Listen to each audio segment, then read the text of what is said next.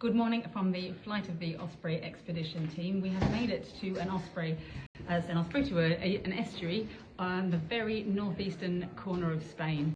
And we're being hosted today by the Urdaibai Bird Center and Rowan. Hi. So in this live, we're going to talk about what is so important about this particular area of Spain. Why is this estuary so important? Why people are also so important to conservation. There's plenty of kids and families around at the moment. And we're also going to talk about why they decided to try and bring the ospreys back to this region. But we're going to start this live with actually a rapid tour of the centre, which is pretty impressive, which we'll see. Have Rowan taking you on a tour with lovely Abby, who is behind the camera.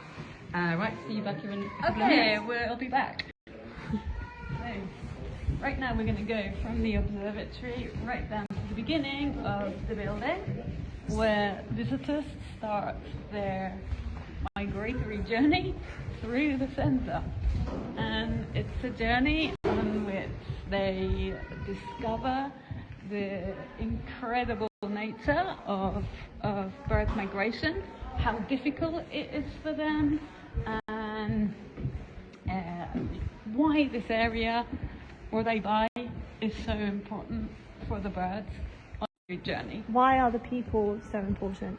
Well, of course, it's really important for people to understand how important the marshland habitats are for these birds. They need a place to rest and replenish on their migratory journeys, and people need to know that we need to conserve these spaces. Okay, so we're going to go to the map.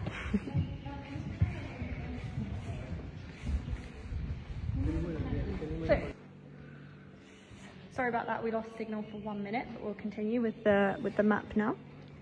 Okay, so I'm just going to explain to you. Shall we go a bit closer to the map? Is that okay? So, you can see where we are. I don't know if you can see where we are.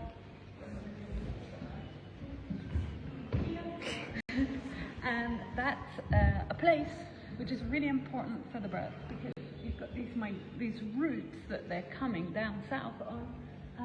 You can see that on one side you've got the Pyrenees and one side you've got the sea. So there's like a bottleneck, and all the birds get funneled into this area. Yeah, so that's why Urdaibai and the rest area is so important for them. Okay, so that's why we need to conserve the marshes in this area so that they have somewhere to rest and replenish. And as we can see, there are lots of families here today learning all about that. So once we've learned about the route, the migratory route, then people can come and actually see all the different habitats that we have here in Urdaibai. They can look at this map, see that there's forests, there's mountains, there's marsh, rivers. Urdaibai is a biosphere reserve, and it's because of all these different habitats that there are so many species and different kinds of animals living here, and why it's so important for migratory birds too. So we're going to carry on flying through the centre.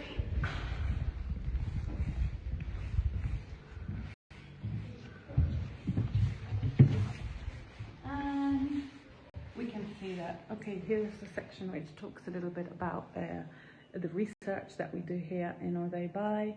We work with ringing and other methods, and this is an area where also people, our visitors, can see more about the route that the migratory birds are taking.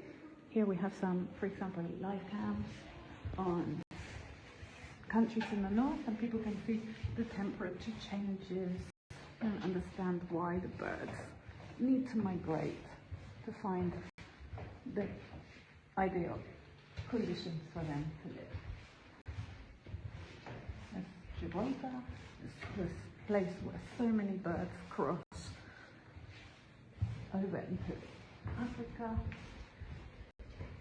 And here we have a screen which talks about the osprey reintroduction program that was carried out here and is still giving a lot of results. There are now ospreys breeding on the Cantabrian coast as a result of this project. Okay, so part of that reintroduction project and part of the Osprey project, one of the most important elements is the element of education. So loads of schools are involved, and there are lots of things going on with kind of Skypes with other countries, schools from here talking to children in other countries about the osprey and making connections with people in different places.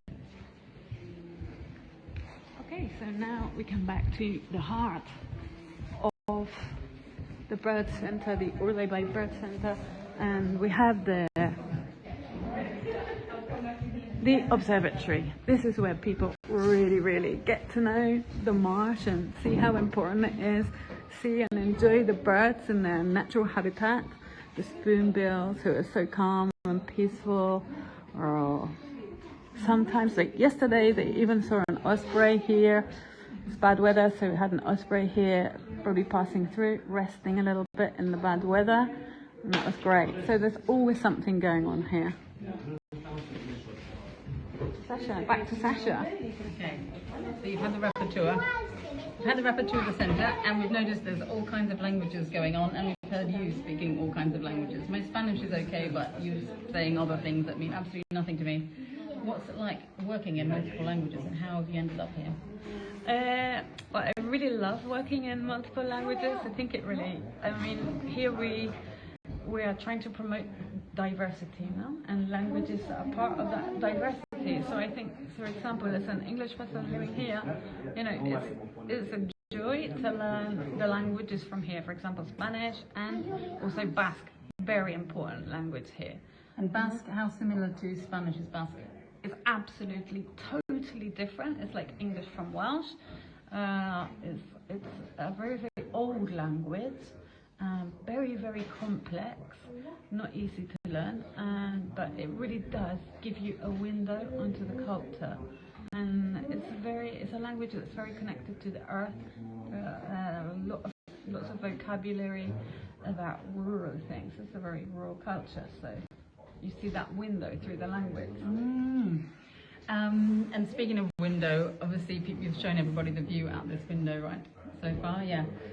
If we look in the far distance where there's a crane, that is where 10 years ago you started the reintroduction program, and you were one of the people looking after the bird. Can you tell us what that was like to have these baby birds coming all the way from Scotland, right? Yeah. What was that? Yeah, wow, that was totally amazing, and to be involved in looking after them.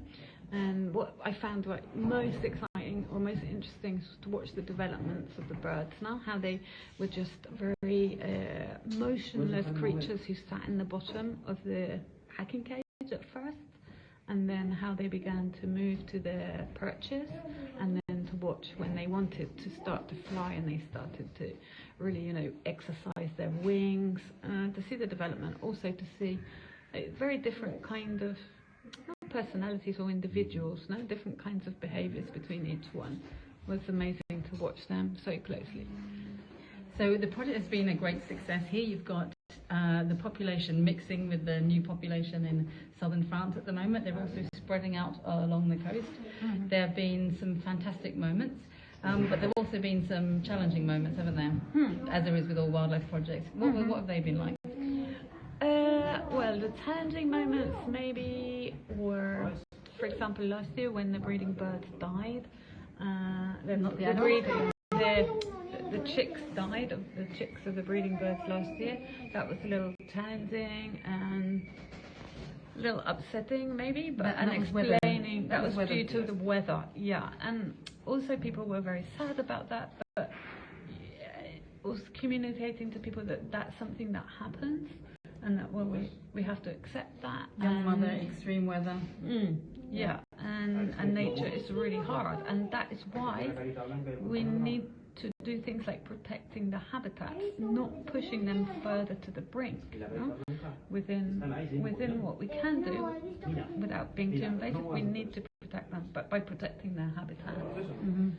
And this this area, as I'm sure you went through earlier, is a funnel on migration, and is incredible. There's tons of fish, there's mullet aplenty, and there's no competition between humans fishing and the birds, because humans aren't after the mullet at all, are they? No. So you know there's plenty of fish here, but there are other threats. You have lost 4 ospreys to the same cause, haven't you?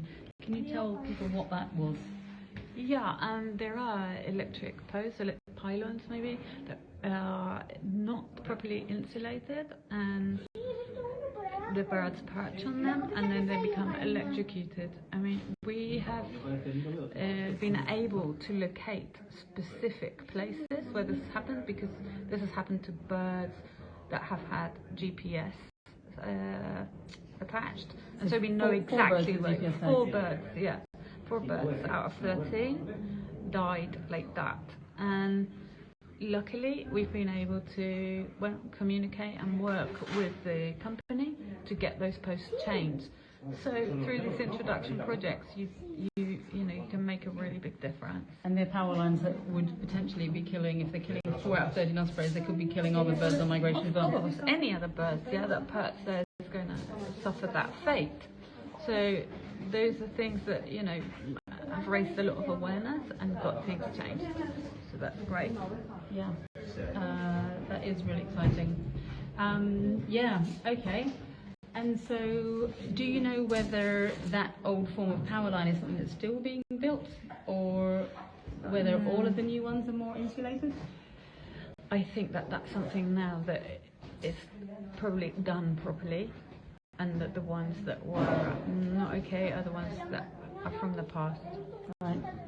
I hope it's that way. Yeah. Yeah, it's definitely something we'll be talking about further down the line as well, because we know there are issues, a few hotspots in other countries as well. But it's great to know that, again, things can be changed when you highlight them. That's all really, really interesting. I think the last thing to ask you is, of all the different elements of an osprey reintroduction project, what for you has been the most important, or the biggest success? Well, it's a success that's continual now. It doesn't stop. It's the children that come and they ask us. They're always asking us about the osprey, or that icon has made them aware of how important these spaces are. So the success for me is the awareness, of local people and people beyond all the visitors are asked about the osprey. And this is a critical site for migration of many, many birds, important to people across Northern Europe and Africa.